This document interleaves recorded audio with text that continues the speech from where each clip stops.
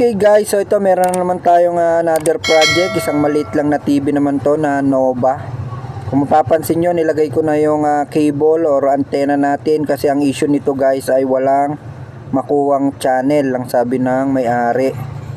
So dito, pupunta muna tayo para may auto tuning natin o auto program dyan sa may parang satellite na yan. Ilagay muna natin siya sa auto scan. So ilalagay ko siya sa auto scan para makita natin kung meron siyang masasagap na channel. Yan, so yan, auto scan na tayo. Yan guys, oh, makita nyo nag-start na yung mga channel sa taas, pero yung analog channel found is 0 pa rin, ni isa wala. So patapos na tayo dyan guys, wala pa rin na kukuha kahit isa.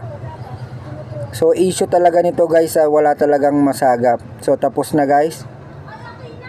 So dito nakalagay no channel, need to scan. Alangan naman i-scan na naman natin ulit. So para patunayan naman guys na ito ay gumaganang cable, itutusok natin sa iba. So ito, meron na ako naka-ready. Itutusok ko lang, kakapain lang natin. Parang basic lang sa atin yung magkapa. Praktisado tayo magkapa. Okay, so ito nakapa ko na guys. Yan na, meron siyang channel yung isang TV ko dito. Uulitin ko guys, baka sabihin nyo magic. Lagay ko ulit. Yan, meron talaga guys. So balik naman natin sa maliit. Syempre tusok ko rin ulit. Wala talaga guys na channel, no. So buksan na natin to guys para mabilis tayo. Okay, so ito binubuksan ko na. Suot ko na naman yung pinaka paborito kong damit na butas-butas. So sa mga ganitong sira guys, medyo kailangan natin dito ng swerte.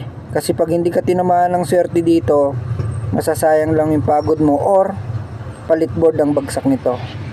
Okay, so ito yung Nova na tinanggal natin. Pakita ko muna na yan talaga yon. And then ito siya. So check natin kung may loose lang dito. So wala siyang loose. So may lalagyanan ng antena. So maganda naman yung board niya, parang hindi pa siya stress masyado. Kaya palagay ko tama yung hula ko dito. Ang hula ko dito guys ay yung tuner IC. Kasi kung babalikan nyo yung mga dati kong video, marami ako nyan. Okay, so ito nang papalit ulit tayo ng tuner IC. Tuner IC nang tinawag ko guys kasi katabi na ng tuner yan eh. Hindi ko alam yung eksaktong pangalan yan. So kukuha muna tayo ng pagkukumpara kung gaano kalaki yan. So kumuha ako ng piso. Tingnan nyo guys yung piso kung gaano siya kalaki. Okay, maliit talaga yung babaklasin natin dyan guys. So ito na siya. I-testing muna natin pala guys muna sa board tester natin. Okay, so naka-ready na yan. I-ready ko na. Power natin. Yon, Nova lumabas. Kita nyo dyan. So yan pa rin yung board na ginagawa natin. No channel pa rin. Okay, so lagyan rin natin yan mamaya ng antena. Pero check muna natin yung temperature nito kung umiinit yung IC. So yung temperature nya guys ay parang wala. Yung bandang tuner, sundan nyo yung kamay ko yan, no. So walang, parang patay yung tuner na hindi, wala siyang supply, no, kung titingnan. Kaya sukatan natin yan mamaya ng supply kung meron siyang supply. Okay, so ito, susukatan ko na siya ng supply. Dapat dito guys, makakakuha tayo ng 3.3 volts dito sa my tuner. So nakaliipit na yung ground natin. Okay, so tusukin ko muna. Ingat-ingat sa pagtusok dito guys kasi baka matisod yung iba, maliit yan. So meron ako na tinutusok na 3.3. So may supply nga talaga. Lapit pa tayo mismo sa may IC. O yun. So meron talagang 3.3. So very good talaga yung supply. So IC talaga may problema nito. Try natin baklasin. Okay, bago ko binabaklas guys yung mga IC na yan, nagre-record muna tayo dito para pag meron tayong natisod, may kopya tayo.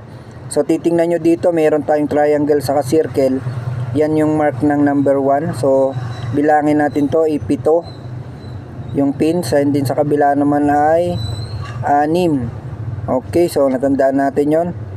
So ang gawin naman natin ay baklasin na natin to.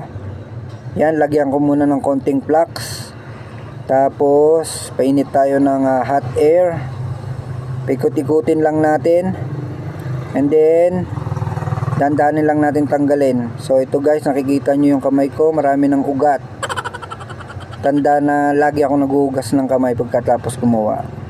Okay, so ito na siya guys, natanggal ko na, no. Buti na lang guys, hindi tayo natuklapan dito, kasi pag natuklapan tayo dyan ay magkakaroon tayo ng malaking problema. So baka bumagsak pa tayo sa palit board, kaso wala tayong board niyan. So tingnan nyo, ito na siya, no. Kinuha ko guys yung piso para makita nyo kung gaano siya kaliit. So ididikit natin siya dyan. Yan, dyan natin siya ilalagay para hindi mawala. Okay, and then babaklas din tayo ng isa pa. Okay guys, so ito na yung piso, no, na pinaglagyan natin. And then bumaklas tayo ng isa rin. So ito yung sira. Yan, nakataob na yan. Itong nakatihaya, yan yung ipapalit natin. AB253. So yan ang ipapalit natin, no. So simulan na natin guys. Okay, so ito napalitan ko na. Hindi ko na pinakita sa inyo kasi pares lang naman yun sa pag-hot air rin lang naman. Okay, so ito may mga flux pa to. Pakita ko sa inyo ng mas malinaw sa monitor natin. Okay, ito na siya, no. Kung makikita nyo, marami pa siyang flux. Kaso yung pin niya hindi makita kasi natabunan ng flux. So gasan lang muna natin to para makita natin yung mga paan nito kung tama yung hinang natin. Okay, ito naugasan ko na, no, malinis na siya.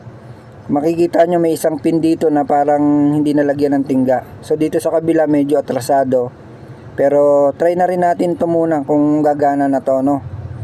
Okay, so ito na. Ilalagay ko na muna yung mga socket natin sa pang tester natin. Supply, then pindutan. Tingnan natin kung gagana ang swerte natin ngayon. Pindutan, tapos power muna natin pala. Okay, yan, nag-power na. Ito yung pinalitan natin guys, andyan pa rin, katabi niya. So tusok natin. Okay, meron na guys. So dinapuan tayo ng swerte ngayon. Maraming salamat. So ito guys ay babalik na natin, no. Sana hindi copyright yung mga yan.